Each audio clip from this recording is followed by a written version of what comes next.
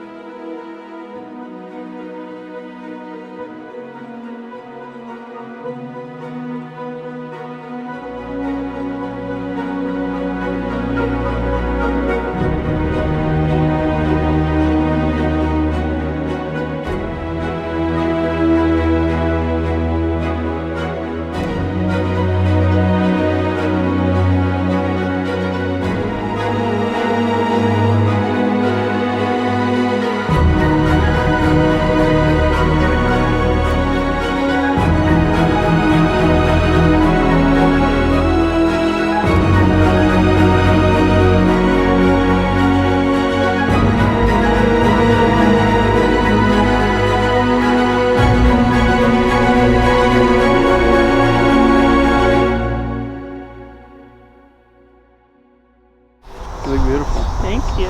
I'm black. Yeah. That's good. I brought your pocket square. Oh, thank you. Yeah. I don't know how to fold it. I don't know either. Does anybody know how to fold a pocket square?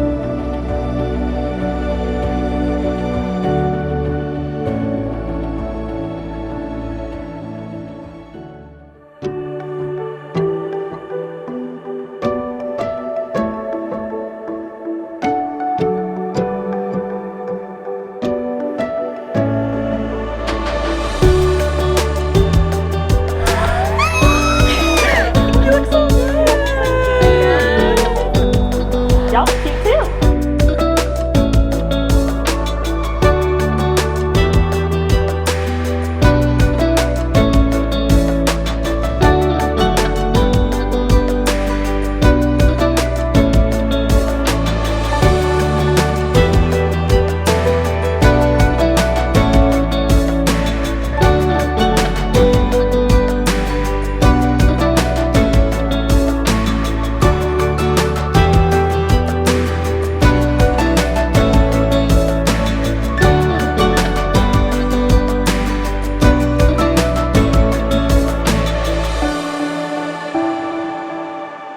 Oh God, you're heavy, Zayne.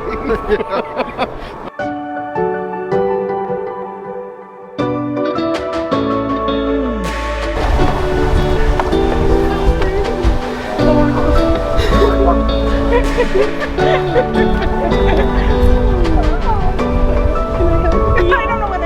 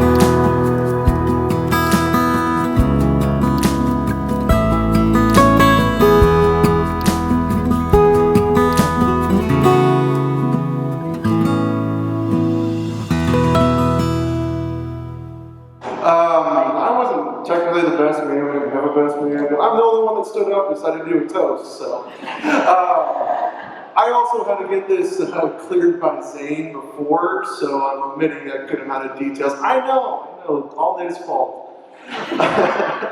One of my favorite moments of Zayne growing up, I've known him since probably 6th grade. And honestly, one of the closest friends I've ever had. And one of my favorite moments was Declan, Zayne, and I. We went out to a bonfire. And a lot of you, probably from the country, small town, knows that a bonfire in the middle of nowhere is the best thing to do on a Friday night. So we went up to this bonfire up in Woodward area, and Declan and I decided Zayne's getting drunk tonight. And I basically said, I will go ahead and I'll drive, so it's no problem, I won't drink, and I just let Zayne have fun. So Zayne, in fact, did get drunk that night.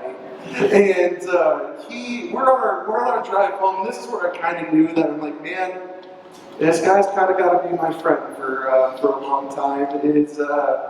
He's in the back seat of his truck. I'm driving his truck home, and he goes. I hear him kind of driving in the back, and a little TMI. And I go, Zayne, you okay back there? And he goes, yeah, I'm fine. And I go, okay, well, I'm going to roll down the window for you just in case. He goes, no, I'm fine. Well, I'm going to do it anyway. So about 5 minutes later, I kind of hear him slow down, and he's like, okay, I'm going to go ahead and roll up the window. And I go, ask him again, Zayne, you okay? Yeah, I'm doing fine. You don't sound good, man. I go, he goes, yeah, I'm fine. The second that he said fine, he threw up on me. As I'm driving this truck on 141. And Declan's sitting in the passenger seat, and he goes, I'm going to paraphrase here, but what the F, man? And he goes, Derek, you okay? And I go, I'm just going to focus on the drive. And we get to a get and go about 2 minutes from Zayne's house, and we're cleaning out. I threw away my sweatshirt because I'm never wearing that again. I think it's in the trash still. Don't know. Never seen it ever. And we get Zayne inside, and one of the first things he does, this is kind of sad for the Lincoln family, but his dog Buddy, first thing he did was come up and say hi to him. And Zayne, the first thing he did was go hug his dog and say how, Buddy, I missed you so much as I just saw you 4 hours ago. And we got him downstairs, and shockingly, we didn't wake Cassie, is the biggest thing. She probably knew he was awake the entire time and was probably pissed off at us, but she was nice enough to kind of let us be. And then the next morning, Cassie goes, Zayne, you're a little sick. And he goes, no, I don't know. And she asked us, and goes, yeah, we just had some bad hot dogs at the bonfire. That's why we threw up. And we're like, oh, okay, sounds good. And from that moment on, I knew Zayne, honestly, Declan and I were going to be some of the best 3 friends that we've had. And honestly, all 3 of us as groomsmen has shown that we've stuck together through thick and thin. And I'm really happy to be sitting here at Zayne and Izzy's wedding. Honestly, no one better for Zayne than Izzy. Just such a great person. Honestly, great father for Silas. And yeah, I had it, and I was like, God, I hope I'm right. Living out. So, congrats to these 2, and yeah, let's just have a great rest of our night. From seeing you graduate with me and get me through high school, don't know how you did that, to now we're both moms, watching our little boys grow together. I also have known Zayne for a very long time as well. And the first time I met Zayne, I was terrified. I had very much concern for the entire group of boys, and I was wanting all of them to get girls so that I wasn't the only one being a mom in that group. From lake house visits with Zayne and his family going on the boats, to Halloween parties and falling asleep in your mom's basement on the recliner while you guys all played games. And Izzy, with you, from making your mom go crazy at sleepovers, laughing until 3 o'clock in the morning. And also the car rides, screaming with our heads cut off, to random music on the radio that we probably didn't know the lyrics to, but we tried our best. And of course to our early morning Dunkin' runs. That was the only motivation that could get me to go to school on time. So props to you. But congratulations for the two of you. I am super proud of you both. And I would not want anybody else for you except for Zayne. Zayne, for you, Izzy. I'll let it slide this one time. But congratulations, you guys.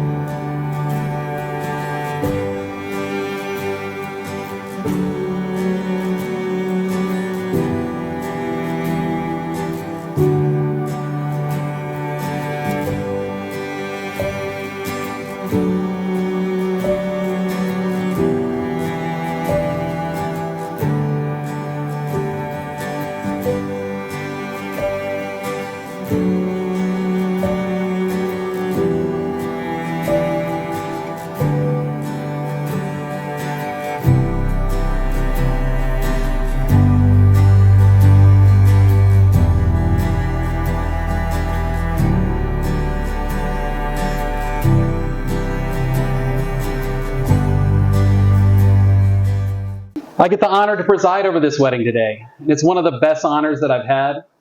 I've had many weddings. This is one of the most special ones, other than I got my daughter another time. But I'll tell you, they care deeply about people. And that's why you're all here today. It's because they care about everyone that's here, and they love everyone that's here. On the other side, they invited me to be their officiant today.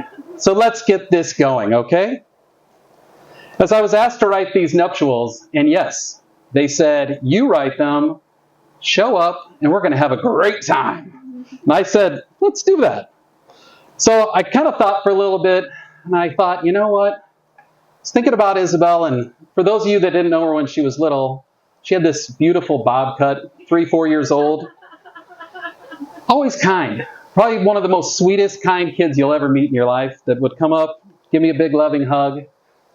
I'd pick her up, and sorry, Zayne, one time I slammed her head into the awning. And yeah, that could be why she's going to cause you some trouble in life. And then there's Zayne. I met him first time, super quiet kid, right? Comes in, doesn't say a word. I'm thinking, yeah, he's probably not talking. Isabel talks for everybody, and so do I. So that's probably why there was a lot of silence that day. I didn't know much about Zayne, but a couple things, if you know anything about me. I'm going to spend time. I'm going to learn a lot about you. I learned about hunting, fishing, and the thing he loved most was his family. So I'm really excited that he's going to marry my niece today, because he loves his family deeply and cares about them. Now, he's strong as an ox, and I do have to tell you, I've never been drunk with him, so this could be our night. But I'll give you a couple other things about Zayne that you don't know. He has the wittiest comebacks of all time. So you guys be careful out there today when he comes off this pulpit. He'll be married, and he's going to have plenty of things to tell you. So I'd ask you all, bow your heads for a prayer today. So may your marriage always bring glory to God, guys. Joy to one another and blessings to your family for many generations to come. May love and laughter fill your hearts and your home for all the days of your lives. May you face every challenge hand in hand, side by side, knowing that God's grace, you'll conquer all. And may the world be forever a better place because the two of you fell in love and because I got to marry you. In Jesus' name, amen. I'm going to hand the first ring. I'm going to hand it to Isabel. She asked me to keep things, more about her. So she's going to go first today. And go ahead and face each other, please. And can you put the ring on his hand, please? Now, you do not need to repeat after me. You can just say, I do, at the end of the nuptials. Do you, Isabel Malacote, take Zayne Lincoln to be your husband? Do you promise to be a faithful partner in sickness and in health, in good times and in bad, in joy as well as in sorrow? Will you love and have faith in your love for Zayne through all your years and all that may come to you? And will you try to be the best partner to Zayne? And do you promise to let Zayne win the occasional argument, even when God knows you're always going to be right? And Zayne, if you do, say I do. I do. All right. I got another ring up here. This is for you. Don't drop it. All right. Please place that on Isabel's hand. Or her finger, I guess. Do you, Zayne Lincoln, take Isabel Malacote to be your wife? Do you promise to be faithful partner in sickness and in health, in good times and in bad, in joy as well as in sorrow? Will you have faith in Isabel through all your years and all that may come to you? Will you try to be the best partner you can be? And do you promise to wear this ring as a symbol of your love? And promise that you will try not to lose it at work, fishing, or hunting? I do. I also do. She also does. Sorry. I messed that up. Well, there's a lot of things in a marriage that binds you, but nothing more special than that first kiss. So, I now pronounce you Mr. and Mrs. Lincoln. You can now kiss.